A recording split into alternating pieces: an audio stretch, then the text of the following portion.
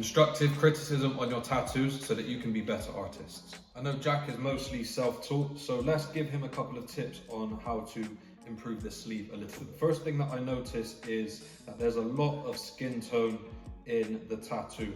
So we want some parts to stand out and jump out to the viewer. So thinking back to basics, if we were to take a sphere and this light source, the open skin and the white represents the light hitting the object. Shadows and shading represents things being in the shade, things not receiving as much direct light.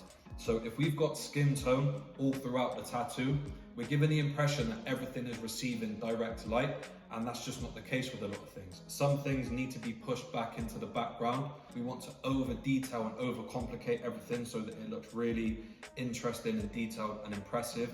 And sometimes the key for certain things is to let it be simple and just give it a bit of shading, just push it back. It doesn't need detail. It just needs to be shaded and set back so that we can allow things to jump out, and it's going to give us a good sense of depth. One thing that we could also do is begin to take away some of this background simply by having some of the main features blown up a little bit bigger. If we have some of the bigger areas taken up a little bit more space, then there isn't as much need for all of the background. It flows with the arm perfectly fine. There's still a little bit of flow in there.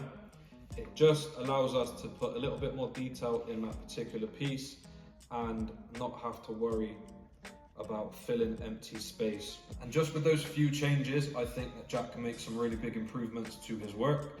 And keep up the hard work, Jack. I know that you're going to get where you need to be with a little bit of help.